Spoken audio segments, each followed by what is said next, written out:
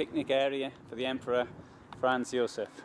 On this road, which is now not used very often except by cyclists, in the time I've been here I haven't seen a single car come down it, though I think cars can come down it should they so wish, although there's not really much point because there's a tunnel on my right, and that road was built in the 1990s. I think this tunnel was probably completed at the beginning of the 1990s. Here we have an interesting statue where we have a lion holding the flag, the emblem I should say, of the Habsburgs, and you have the two-headed eagle, one looking east, one looking west, and which is quite odd really, because the Habsburgs, if anything, began their existence much to the west of here in Switzerland, in fact northwest Switzerland. There's only one place named after the Habsburgs, and that's where you can actually find it today. But the Habsburgs, of course, are best known for the Habsburg Empire. I don't know if you can call that, because they didn't call it an empire as such. The Habsburg state, Austro-Hungary. Although when this sign went up in 1861, it wasn't yet Austro-Hungary. It only became so after the 1867 compromise, which was designed to hold the monarchy, or the lands under the monarchy, together. And we see symbols of the Habsburgs all over Austria. I think to a lesser extent in Hungary, sometimes even in in Prague, for example, there's plenty of stuff to the Habsburgs there. So I started off talking about the Habsburgs because it was under Franz Josef that this road around this lake was actually built, and it took 140 years to build the tunnel through it and make the route a little bit quicker, although the new route is nowhere near as picturesque as the old one, and to do the old one it's best on a bicycle, it's much easier. This is Lake Traunsee, 24.5 square kilometers, approximately the fourth largest lake in Austria. But I don't know if we can count the first two, because certainly not Lake Constance, because very little of that is actually within Austrian territory, or bordering Austrian territory, and the second is on the other side of the country, bordering Hungary. So we've got Attersee, which is to the west of here, which is bigger than this lake. It's almost double the area, and then Traunsee, and Traunsee has a variety of landscapes along its banks. So if we come down here, we can see towards the town of Ebensee, which is down there, and we've got the Alps. But this is sort of the place where the Alps end. It's the very northern edge of the Alps, as they stretch all the way from Lyon to Vienna, more or less. And so as we come down here, we have this big boulder stuck there, the Traunstein, 1,660 meters high, and you can get to the top of it, and there even seems to be some hut at the top of it, but it seems a pretty difficult mountain to get up. Not only that, we've got this wonderful cycling route, as you can imagine. Look at the attractive area around it, but we can't get past there. That's sort of blocked because of the mountain.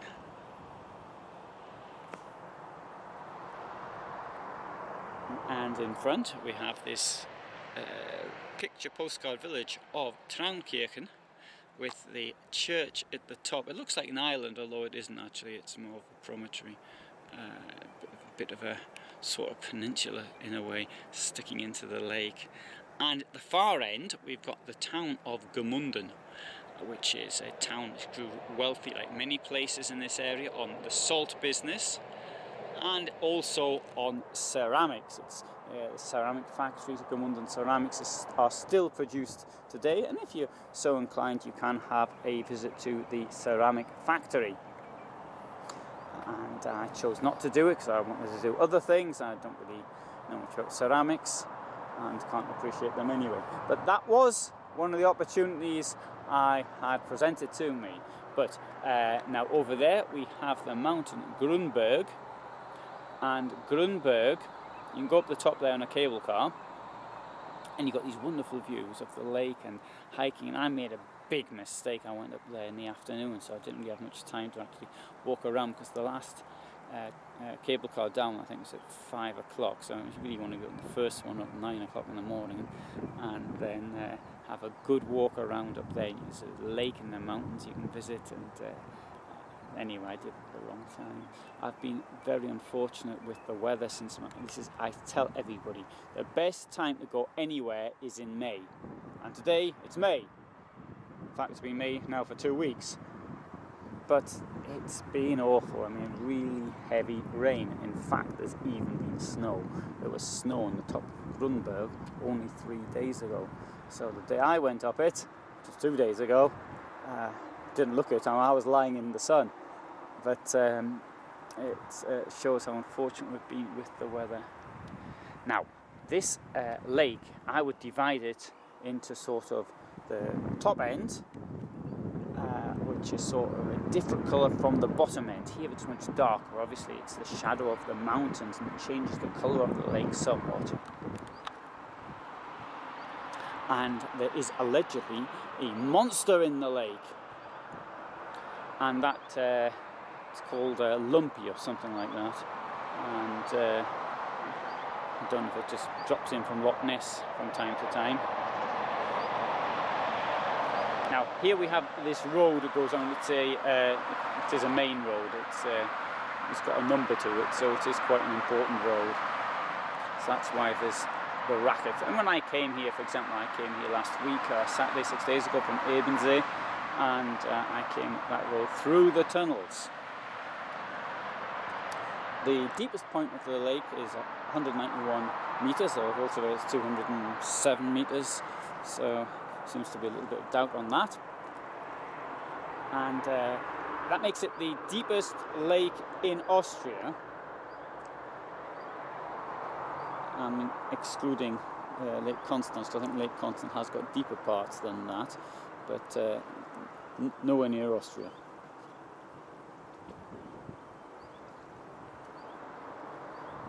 And I've been staying at a campsite which is called Camping Traunsee. Oh, and there you have it. There's the monster. Got it. And you can see the lumps in the water, possibly. I can see them from here. I don't want to make them on the camera. Oh, this is annoying. Got them very clearly in view. There we go. There you see, there's the monster. How about that? And it's a pretty long one as well. Look at that.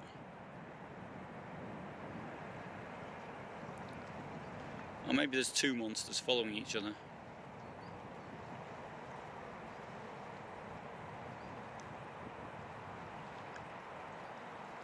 There it is. It might be the same one. Might be a whole herd of monsters. Monsters which so far have not been identified.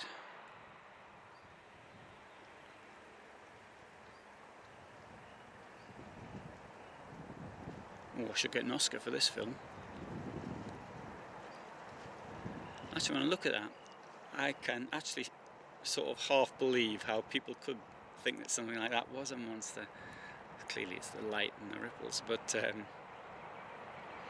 it does in a way sort of, to my eye, I don't know if it's going to come out in film, but it does look as though there are animals sort of passing by.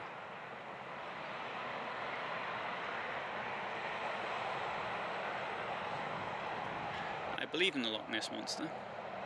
Well, not so much that it's a monster. What I believe in is that it's the two plates. If you have a look at the which are moving, which will have to move from time to time, and it may be on micrometers or micromillimeters or whatever, a tiny bit, but from when they do move, it's going to release gas. The gas is going to come to the surface, and it's going to create ripples and gurgling noises and all the other things which are associated with the Loch Ness monster. So I believe it's that. I can't see any other way of doing it. So that's my Loch Ness monster. That's not my theory. Some Italian thought of it about 30 odd years ago. Of course, I want to believe in the Loch Ness monster as everybody else does, but you've got to accept facts.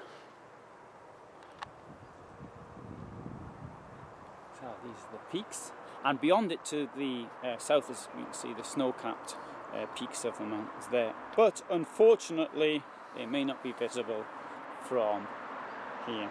I've got to say, this is a great cycling route. It's one of the best cycling routes I've actually seen, I think. It's really very, very good. These wonderful views along the lake.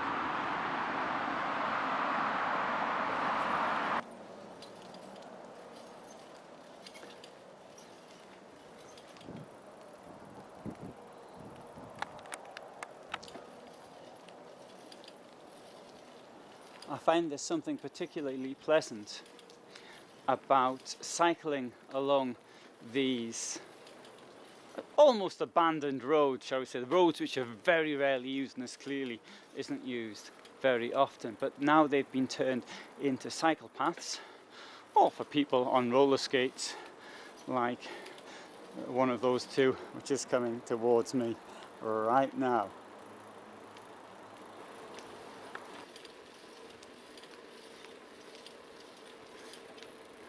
At the southern end of the lake we have the town of Ebensee, which is the one you can see in front. At Ebensee in November 1943 the Nazis made a concentration camp.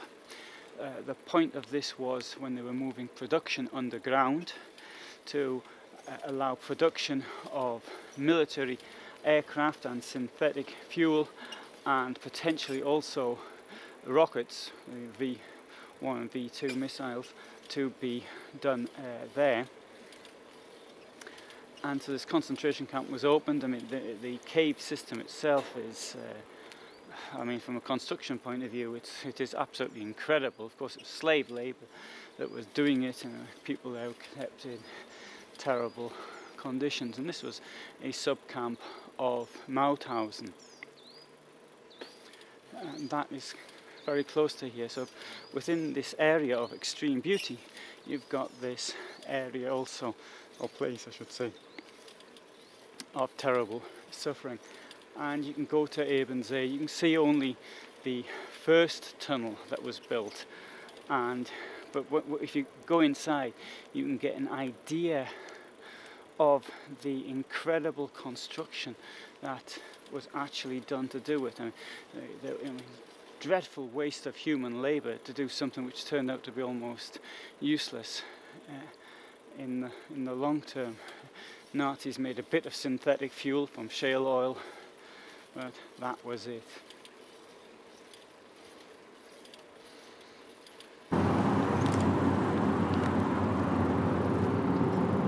So the cycleway is now back along the side of the road as we approach the southern end of the lake and Ebensee.